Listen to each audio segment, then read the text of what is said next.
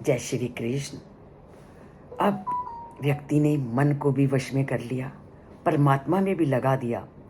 तो जब परमात्मा में मन को लगा दिया तो उससे किस फल की प्राप्ति होती है उसका जानना भी बहुत ज़रूरी है कि तुमने मन को वश में किया, उस मन को वश में करके आत्मचिंतन किया, आत्मचिंतन से परमात्मा के साथ नाता जोड़ा, तो उससे किस फल की प्राप्ति होती है उसका वर्णन करते हुए श्री कृष्ण कहते हैं कि यत्र उपरमते चित्तम निरुद्धम योग सेवया यत्र च एव आत्मना आत्मानम पश्यन आत्मनि तुष्यति। वो कहते हैं कि जब तुमने इस मन को वश में करके परमात्मा से उसका नाता जोड़ दिया, तब आपका मन भौतिक क्रियाओं से दूर हटकर योग के अभ्यास में स्थिर हो जाता है। और तब योगी शुद्ध मन से किसको देखता है? आत्म तत्व को।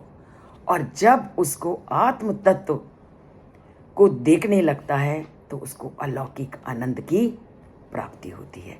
तो इस श्लोक में जहाँ साधना की प्रक्रिया का वर्णन किया, तो अब उस साधना को जो तुमने अपनाया या हमने अपनाया तो उससे किस सिद्धि की प्राप्ति हुई उसका वर्णन करते हुए श्री कृष्ण कहते हैं कि इसके क्या लाभ हैं उससे भी मैं तुमको परिचित कराता हूँ कि जब तुमने अपने मन को सांसारिकता से दूर हटाया तो तुम्हारा मन शुद्ध हो गया।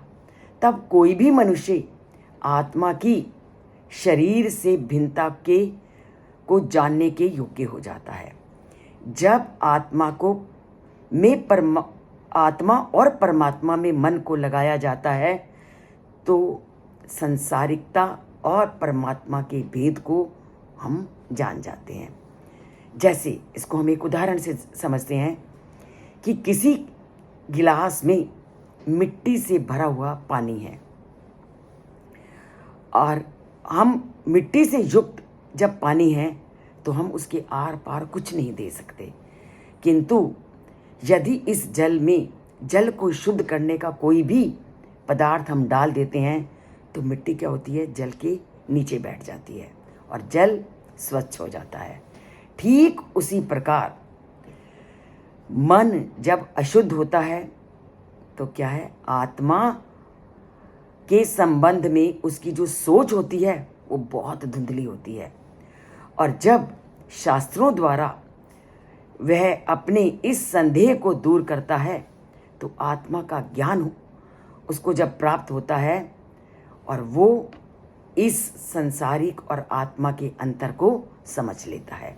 किंतु मन जब शुद्ध हो जाता है तब उसको आत्म तत्व का बोध हो जाता है। जब तक मानव का मन मलिन होता है तो वह शरीर और आत्मा को अलग समझता है और पूरी तरह से संसारिकता को ही अपने जीवन का आधार बनाता है। पर जैसे ही उसका ये अज्ञान के बादल उसके मन से हटते हैं, उसको वास्तविकता का ज्ञान होता है तो उसको आत्म तत्व का बोध होता है। वह अपने आप को संसारिकता से अलग करके आंतरिक आनंद में मग्न हो जाता है, क्योंकि उसको आत्म तत्व का ज्ञान हो जाता है। आत्म तत्व का ज्ञान होते ही वो आंतरिक आनंद में मग्न हो जाता है। तो आंतरिक आनंद मिलता है मन को परमात्मा में लगाने से और उनका स्मरण करने से।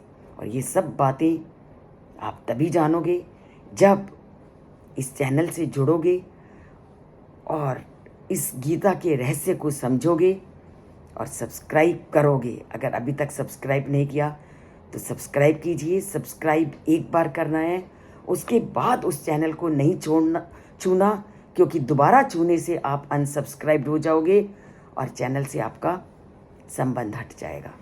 तो सब्सक्राइब करते हैं, लाइक का बटन दबाते हैं, जय श्री कृष्ण बोलकर परमात्मा से नाता जोड़ते हैं।